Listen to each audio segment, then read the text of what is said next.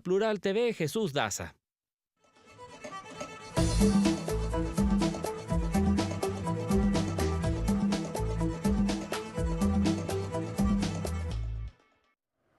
Ahora le invitamos a conocer a Ruby Huerta, hablante de Purépecha y una de las nuevas colaboradoras de Plural TV, en esta charla en la que nos cuenta un poco más sobre ella y sus raíces.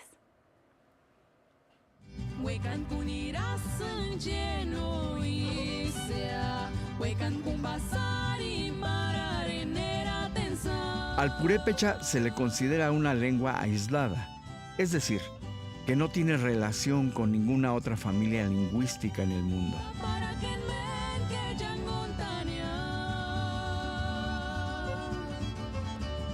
En ese fascinante enigma radica parte de su valor como patrimonio cultural de México. Cuando uno está en la comunidad, no te das cuenta de ese valor. Como que es lo cotidiano, hablar con tu familia, las fiestas, todo lo que vives en una comunidad, como pues participar, asambleas, es muy cotidiano y eso como que uno no lo aprecia, no valora o no distingue realmente que estás en una comunidad donde las cosas funcionan de diferente manera. A diferencia de la mayoría de hablantes de lenguas originarias, Ruby Huerta nunca se sintió avergonzada de su lengua materna. Algo que yo siempre hago énfasis es que nunca noté yo, desde mi mamá, de mi papá, que tuvieron trabajos en donde, pues eran trabajos donde, por ejemplo, mi mamá pues trabajaba limpiando casas, y desde pequeña me llevaba y hablábamos en la lengua. Y mi mamá me decía palabras en purépecha y yo vi que mi mamá nunca se avergonzaba. Siempre el contacto fue en lengua. Y aunque estuviéramos en espacios donde no se entendía o no se podía como que hablar la lengua, mi mamá siempre la usó.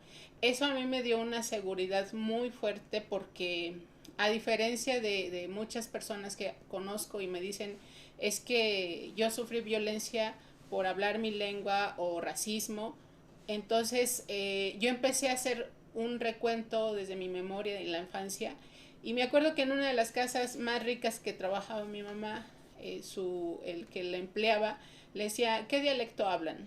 Y mi mamá decía, es el purépecha. Decía, qué bonito se oye, no lo dejen de hablar.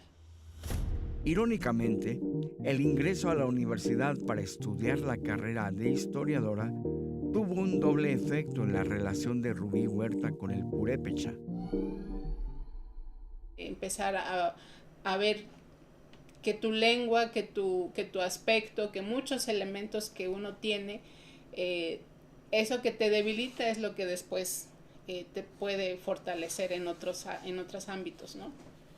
Y creo que fue en esa etapa en donde hablo de que me alejé un poquito de la comunidad, de que empezó como que a absorberme esta cuestión de vivir en la ciudad, de estar con personas que no hablaban la lengua, que tenían otra forma de pensar, de vivir, y como que un tiempo estuve en esa dinámica y pues me alejé de la comunidad, ya casi no me iba, ya casi no hablaba mi lengua, entonces pues después la misma carrera me hizo retroceder porque mi tema de tesis pues tenía forzosamente que yo regresar a hacer mi trabajo de campo, mi investigación en mi comunidad. Y como que también fue una de esas veces que hace el efecto boomerang, que te regresa otra vez. La académica, traductora al purépecha de poetas como Octavio Paz o Federico García Lorca, también forma parte del grupo de conductores en lenguas originarias que se ha integrado a Plural TV para hacer efectivo su lema, un espacio en la televisión habitado por todas, habitado por todos.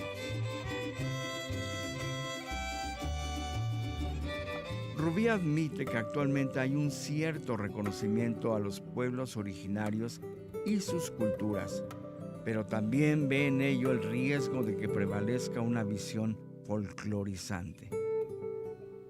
Ese es el riesgo que hemos tenido. Un ejemplo, para las comunidades hay celebraciones muy muy sagradas, muy importantes, muy íntimas, que no los va a entender alguien de fuera. Pero en este afán, muchas veces de querer visibilizar la cultura,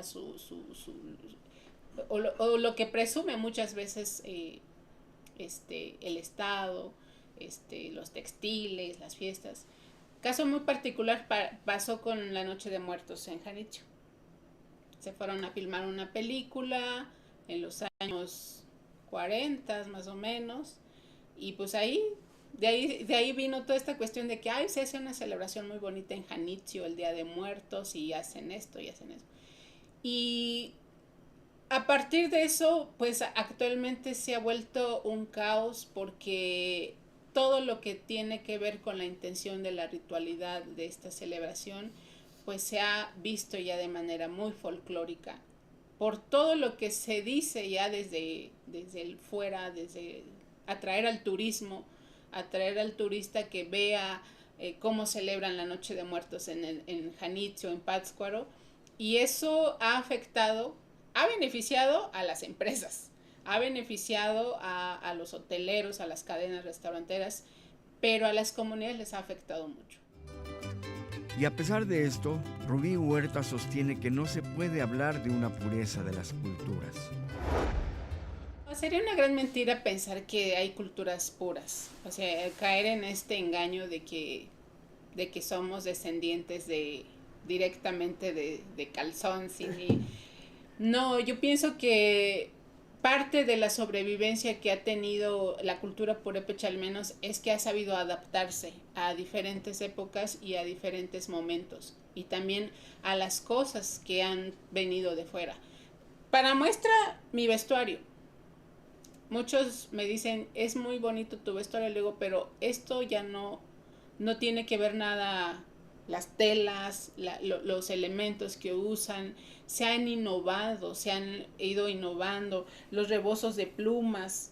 Muchos dicen, ¿a poco así usaban en la época prehispánica las plumas? Le dije, no. O sea, las artesanas han usado el hilo de algodón, los teñidos, pero han sabido también innovar en sus prácticas de cómo hacer que la vestimenta pues tenga elementos tanto muy culturales propios, pero también con cosas. Y yo creo que eso pasa con la lengua, pasa también con ciertas fiestas, pasa con todos estos elementos culturales que ha sabido como que de alguna manera adaptarse sin perder la esencia. Con imágenes de Óscar Cedeño y Marco Avendaño, para Plural TV, Arturo García Hernández. Y en el marco del centenario